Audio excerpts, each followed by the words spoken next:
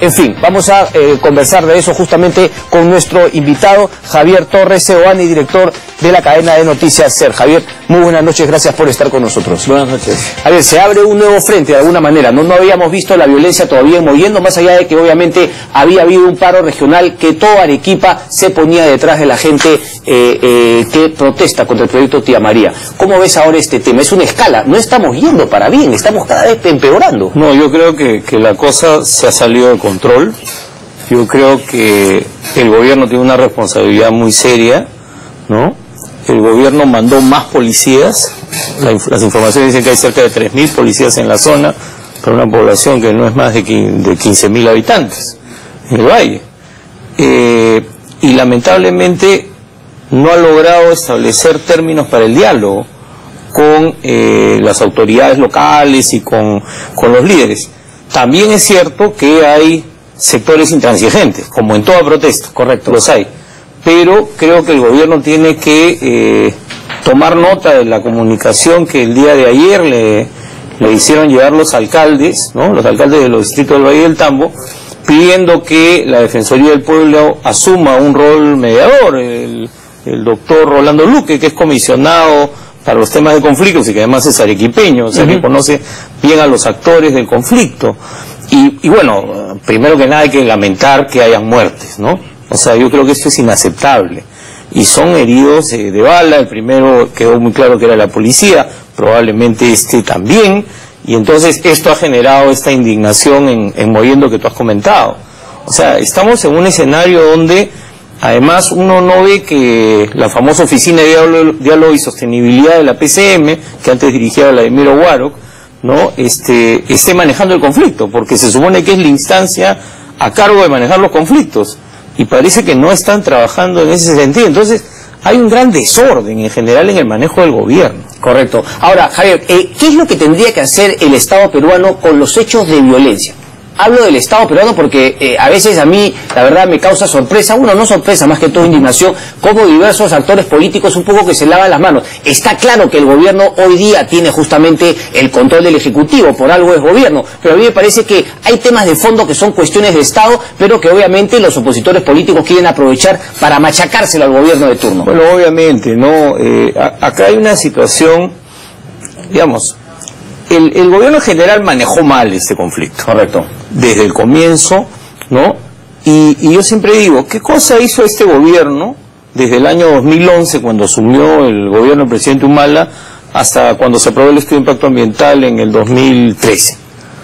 ¿Qué cosa hizo por el Valle del Tambo? ¿Qué cosa hizo en relación a las preocupaciones por el agua, que es un tema central? Aparte del tema de Tía María en general, la gran preocupación de estos agricultores, que son la despensa de Arequipa, ¿no?, es el agua, ¿no?, que le garanticen que van a tener el agua suficiente. Entonces, no se hizo nada. ¿Y cuándo vuelve a aparecer el gobierno? Cuando empieza la huelga, empiezan las protestas.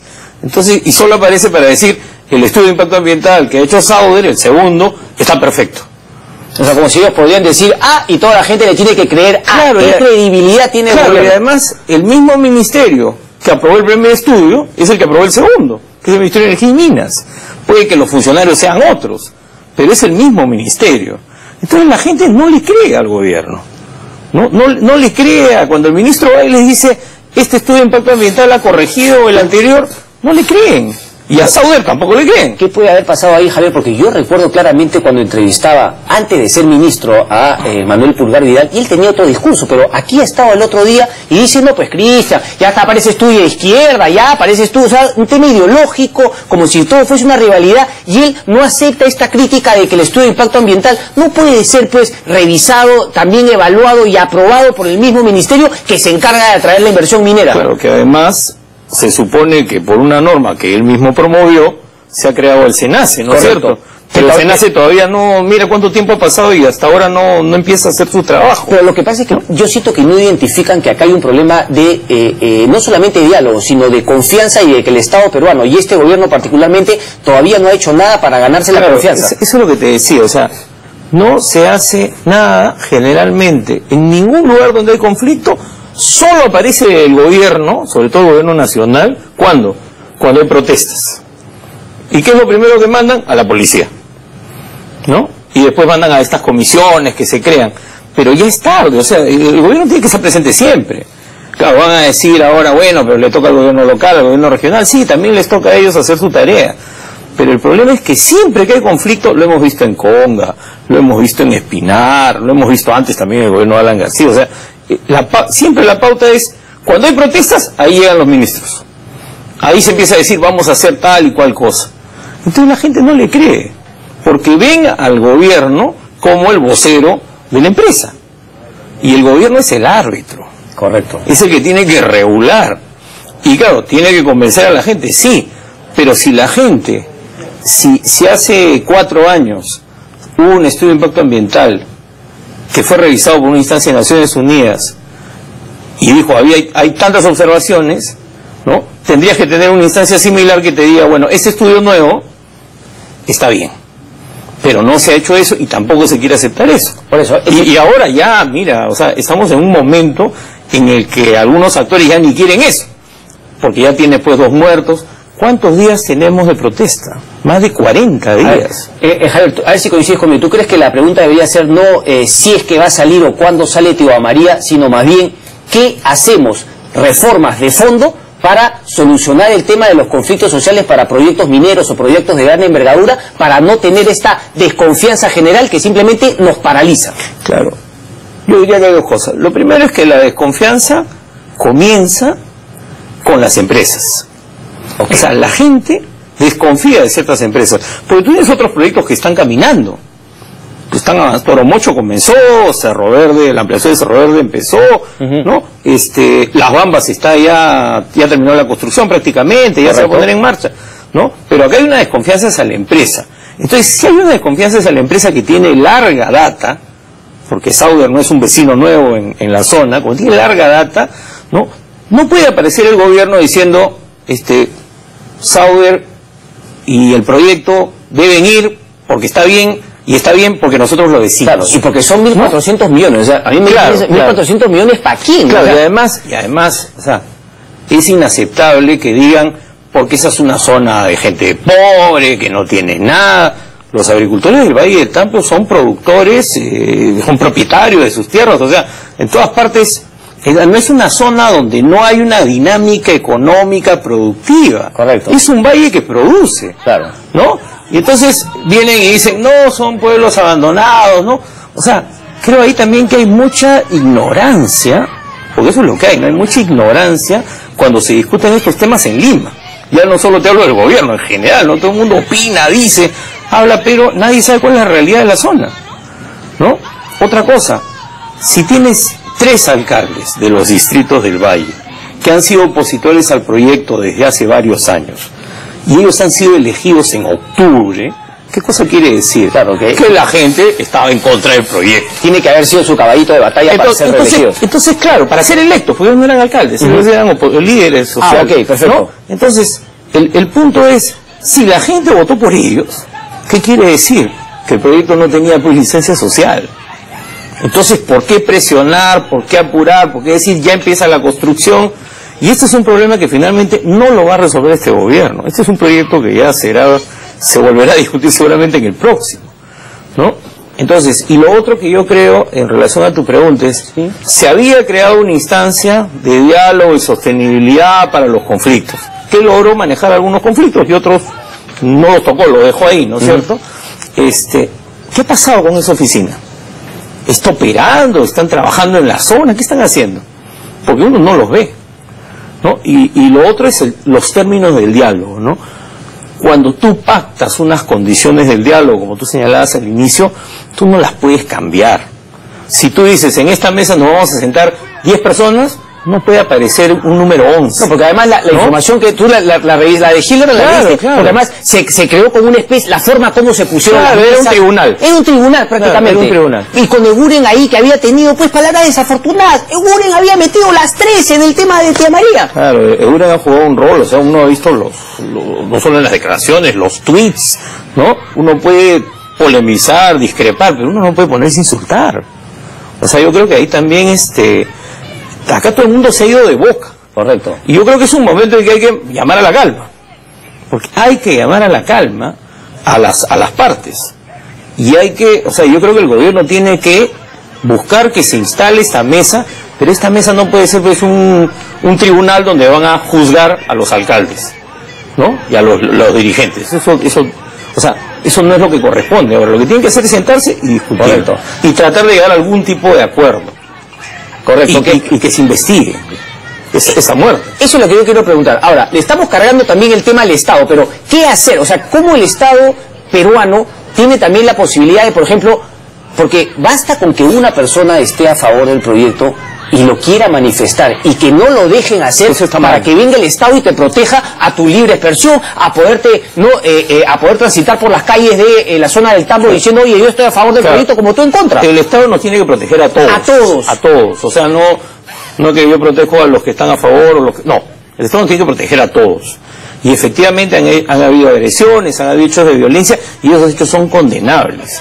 Y también ahí es importante que los dirigentes asuman su responsabilidad, no la responsabilidad penal, sino su responsabilidad como dirigente. Correcto. Si tú diriges, eso tampoco se ha visto, por eso, no los he escuchado condenar. Si tú diriges una protesta, tú tienes que responsabilizarte por la movilización que generas. No puedes decir, no, yo no puedo controlarlos. Yo creo que ahí también hay una responsabilidad y todo acto de violencia tiene que ser condenado, ¿no? Y acá ha habido violencia también contra pobladores que están a favor del proyecto y tienen todo el derecho a estar a favor o en contra. Correcto. ¿No? Yo creo que eso es lo central, hay que respetar a todos, pero pero el gobierno tiene que dar ejemplo también, pues. Pero el gobierno es el que tiene que tomar la iniciativa. Pero, a ver, ¿no debería haber también alguna gente presa por estos desmanes que hemos visto, como deberían también haber policías suspendidos seguramente bajo investigación? Como en todo conflicto, cuando hay hechos de violencia, se tiene que establecer las responsabilidades y si tienen que hacer un proceso, investigaciones, denuncias, que se hagan, ¿no? Se tienen que hacer. O sea, tú no puedes permitir que alguien venga y le empiece a pegar a alguien, ¿no? Correcto, correcto. ¿No? O sea, yo creo que eso también, y se tiene que llamar a la calma, como te digo primero, ¿no? O sea, de repente no lo haces ahorita, pero tienes que hacerlo. Así como se destituyó hace unos días nomás al jefe policial. Sí. Pero el ministro no puede estar relevando jefe policiales todas las semanas. Porque, ¿qué pasa si hay otro muerto pasado mañana? ¿No? Entonces, por eso es que te digo, ya es hora de que se ceda un poco en términos de la intransigencia que hay en el discurso y se sienten a conversar. Porque una paralización de más de 40 días no la soporta tampoco la gente. O sea, la gente está crispada también. O sea, las imágenes que hemos visto muestran gente que está crispada, angustiada, preocupada. Y ese crispamiento y ese cansancio, digamos, no va a jugar a apaciguar los ánimos, sino más bien a exacerbarlos. Si manda más policías, peor todavía. Se quiere declarar el estado de emergencia. Pero ¿cree que sería un error declarar el estado de emergencia? Sí, 3.000 policías en un valle como el del Tambo es prácticamente un estado de emergencia de facto. ¿Entiendes? O sea, claro. Pero ves que la visión de una invasión policial. La visión de acá, desde Lima, quizá es, bueno, manda 3.000 y manda más si es necesario, porque tenemos que recuperar el Estado de Derecho. Claro, hay esa idea, ¿no? Pero la autoridad del Estado no se impone solamente por la fuerza. Por la fuerza. Se quiere la autoridad en el discurso también. Y Cateriano se equivocó. Cuando fue que muriendo fue justamente, que ¿no? El Pecho justamente dijo que había que meter presos, claro, y que no lo suelten. O sea, el primer ministro, que era dialogante con todas las fuerzas políticas aquí en Lima, fue a Arequipa y le cargó todas las tintas a los arequipeños. Y eso ha generado pues una reacción también de la gente, ¿no? Porque la primera vez que llega el primer ministro a la zona para decirles, oigan, y además para ordenarle, para decir que el Poder Judicial tiene que detener y todo. El Poder Judicial es autónomo. O sea, yo creo que acá ha habido demasiada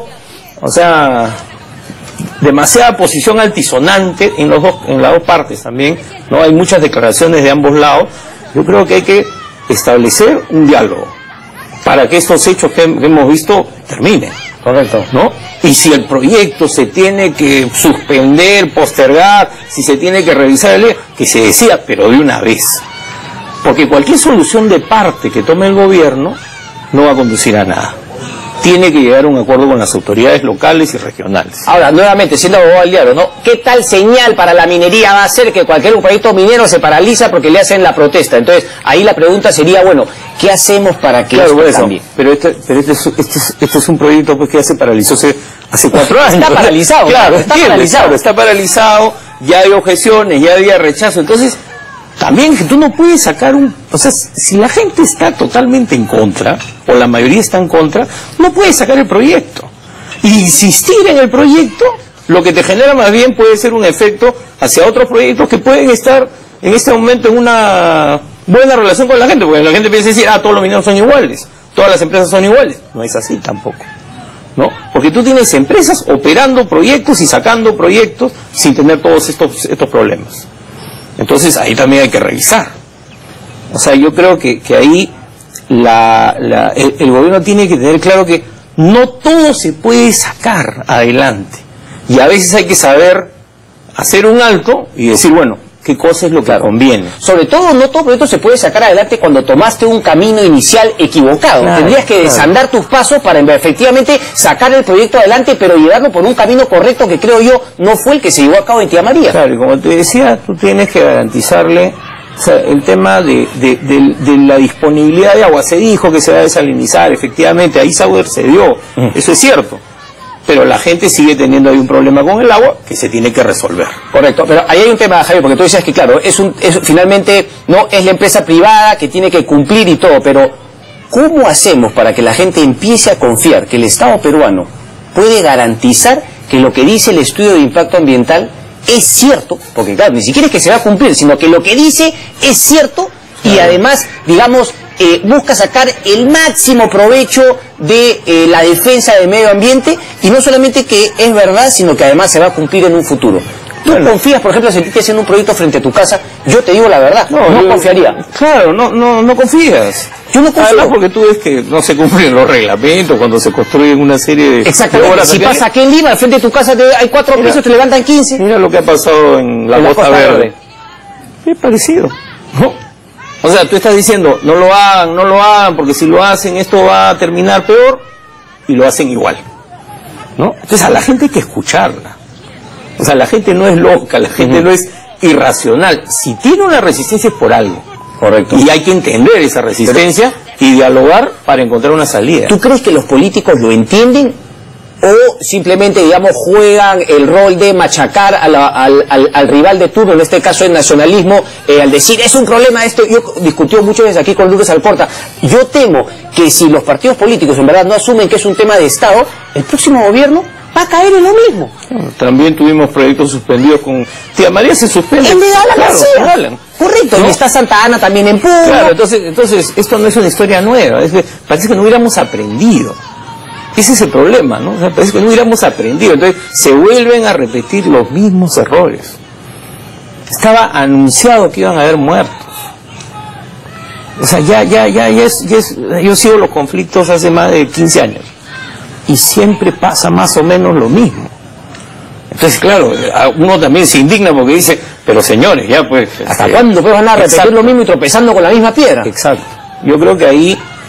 Y estamos en un gobierno además que tiene una situación política complicada, qué sé yo, ¿no? Ese es otro tema también que juega, como tú dices, ¿no? Los opositores presionan también.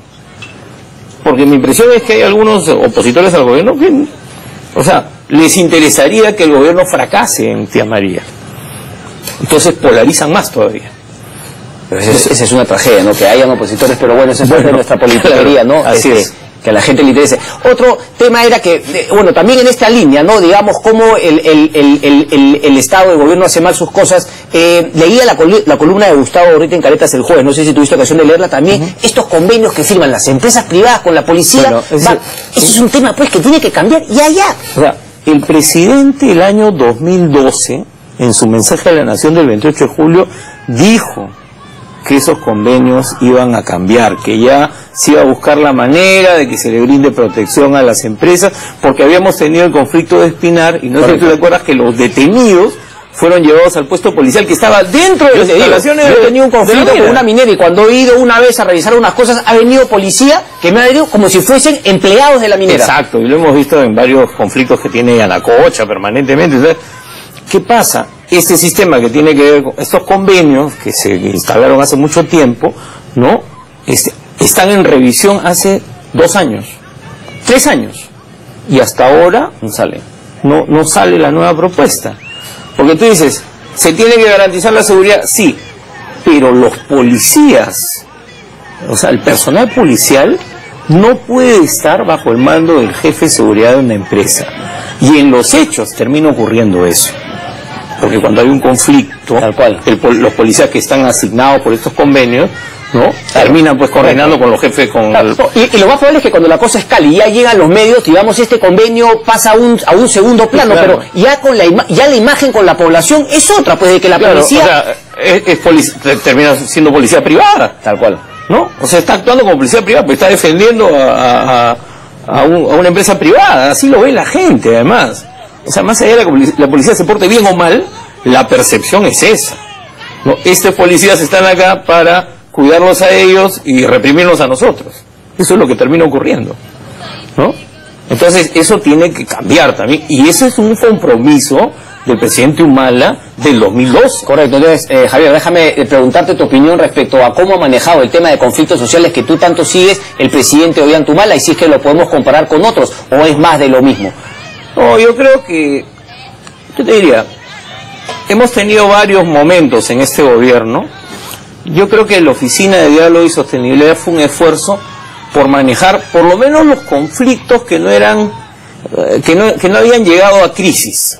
O sea, habían conflictos, pero que se podían manejar y procesar. El caso de Constancia en Apurímac, otro caso en Carabay, hubieron varias mesas que funcionaron. Okay. Pero en aquellos conflictos donde tienes tanta resistencia, el gobierno no supo cómo manejarlos. Conga quedó ahí enterrado, y Tía María probablemente también quede enterrado. O sea, no ha tenido capacidad política. Porque tienes que tener pues capacidad política, tienes que tener operadores políticos, tienes que llegar a acuerdos, ¿no? Como te digo, si los electores del distrito del Valle del Tambo han elegido a los opositores del proyecto, tú tienes que decir, bueno, este conflicto, o sea, el costo, uno puede decir, bueno, los miles de millones que se pierden, pero el costo para ese valle es muy alto. El costo que está viviendo la población del Valle del Tambo es muy alto, ¿no? Porque esto es una situación de zozobra, de inseguridad, o sea, ¿cómo va a quedar el Valle del Tambo después de esto? La policía se irá, pero estos pobladores que han terminado enfrentados, o sea, ahí vamos a tener secuelas, como también las tenemos en Celendín, por los muertos que hubieron, en Mamamarca. Entonces yo creo que ahí el gobierno... Si no las dices, perdón Javier, que digamos entre los propios pobladores que van a crear una enemistad que seguramente va a perdurar. Por supuesto, porque ellos son sus vecinos. Claro, y van a crear facciones y la situación se va a complicar ahí. Claro, entonces, y eso, nadie piensa en eso. Porque te aseguro que termina la situación de crisis, claro, y se borran todos, se van todos y se olvidan del Valle del Tambo de nuevo. Eso es lo que hay que evitar, ¿no?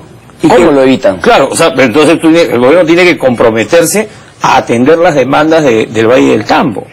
O sea, tiene que hacerlo. Pero para eso necesitas capacidad política. ¿Capacidad política la tuvo, por ejemplo, el gobierno de Alan García, o también falló en lo mismo? Porque terminamos pensando así que, como no hay partidos políticos, ningún gobierno... También falló, o sea, en algunos casos lo manejó mejor, o sea... El tema es que no hay dos conflictos que sean iguales. Nunca hay dos conflictos que sean iguales. No es lo mismo una empresa pequeña que una empresa grande, no es lo mismo una empresa con 50 años de presencia en el sur como es Sauer, con tanta historia, tal cual, ¿no? Como puede ser negativa, creo que hay que decirlo, espero que ellos lo tomen a bien, porque finalmente es lo que tienen que asumir para corregir. Hay una historia ahí de conflictos. Es cierto que ellos cambiaron, mejoraron una serie de aspectos, pero en otros pues no han mejorado, ¿no? Entonces, la realidad de cada localidad es distinta.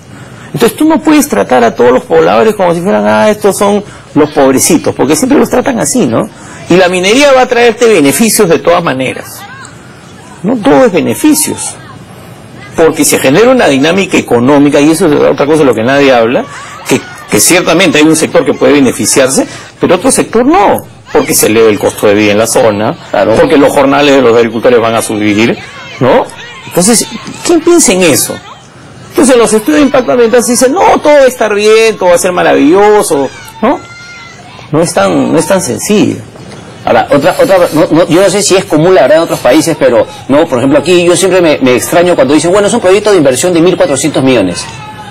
sea, como que no, una plata de inversión, ya nosotros nos contentamos con la inversión. Ahí más me gusta saber cuánto se va a invertir, qué tiempo de recuperación planeas, cuánta plata va a generar la empresa y cuánto se va a quedar el Estado.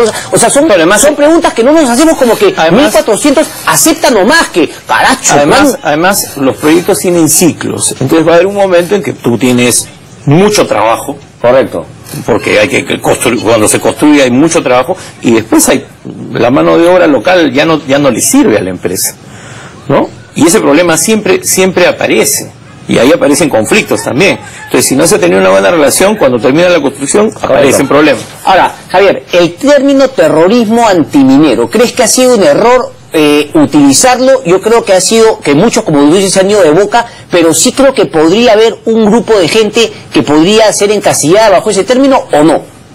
No, yo diría que no. O sea, a mí me parece que el término es falaz.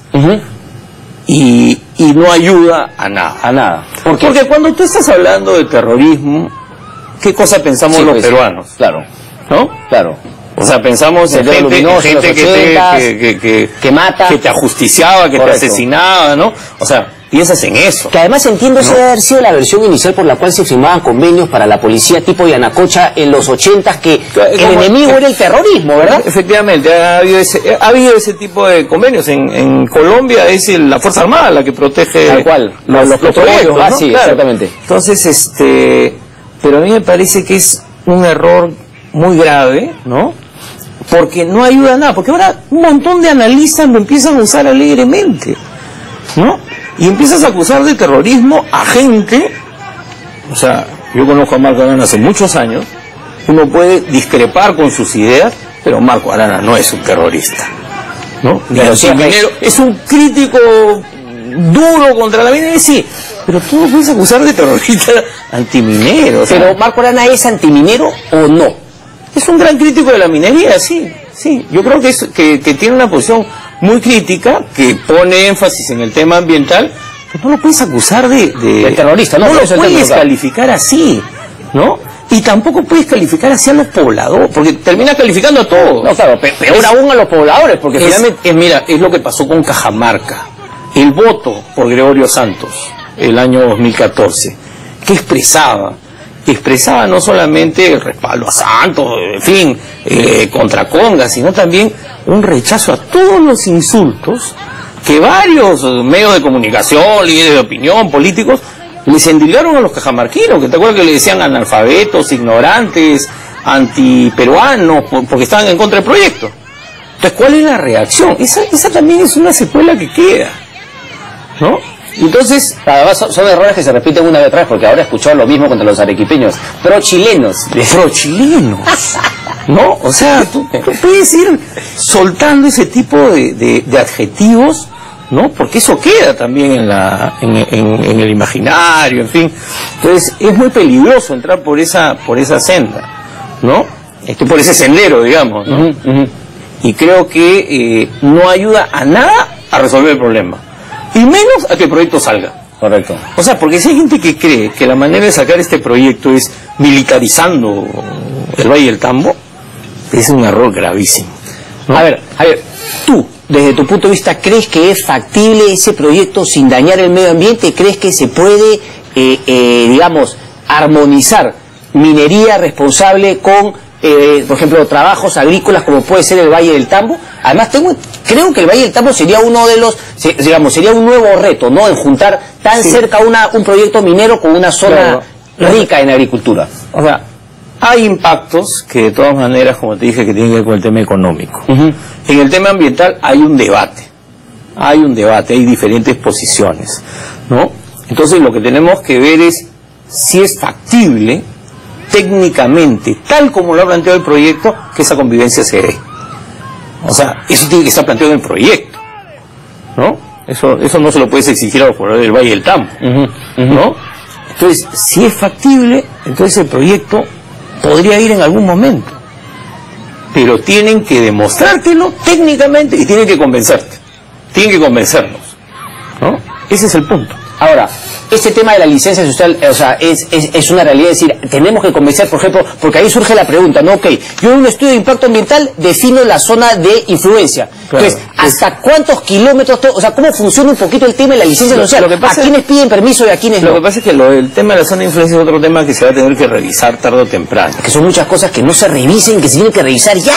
Claro, porque es lo que ha pasado en algunos proyectos donde se definía la zona de influencia y al otro lado del río ya no era la zona de influencia, y los que estaban, ¿no? Y de repente tú veías, pero ¿qué pasa si aquí era tu punto, ¿no? El tema, y tenías acá unas rondas, ¿no? Normalmente, dice, ¿qué pasó? Que en un momento cortaba y todo para allá. No es que ahí empezaba otra región y ahí no querían abrir ese frente. Claro. Entonces, todo proyecto minero reordena el territorio, lo reorganiza.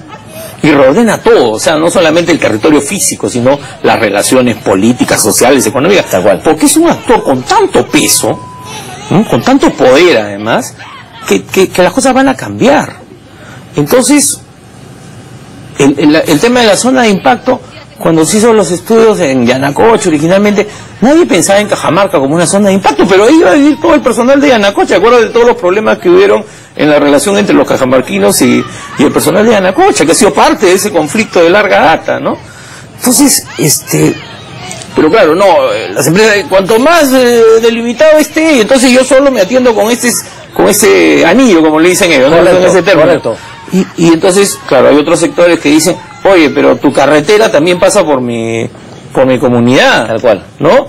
Si hay el proyecto minero y entonces el jornal se eleva, no solo se eleva en la zona de impacto, se eleva también en mi comunidad. Correcto. Entonces, eso tiene que revisar. O sea, yo creo que hay muchas cosas que hay que revisar. Pero creo que con honestidad, y creo que llegando a la conclusión de que como está actualmente la forma como se sacan o cómo se intenta sacar estos proyectos mineros, no está caminando. Por lo tanto, hay que ser sincero y poner papeles sobre la mesa y decir, bueno, veamos cómo funciona Canadá, cómo funciona Australia, qué podemos sacar bueno que podamos no integrar aquel Perú, pero así como está, yo veo a veces en la Sociedad Nacional de Minería como que no quieren cambiar nada y quieren que salgan los proyectos como está la cosa actualmente. Claro, yo creo que en la Sociedad Nacional de Minería y Petróleo hay alguna gente que cree pues, que estamos en el Perú de los años 50. Sí, pues, claro. ¿No? O sea, pueden hacer lo que les da la gana, ¿no? O sea, yo creo que eso tampoco, o sea, y a veces dan unas declaraciones sus voceros que realmente las indignan, digamos, ¿no? Las peores son las que no salen en la prensa, porque hay una frase esa, nosotros le damos de comer al Perú y por lo tanto...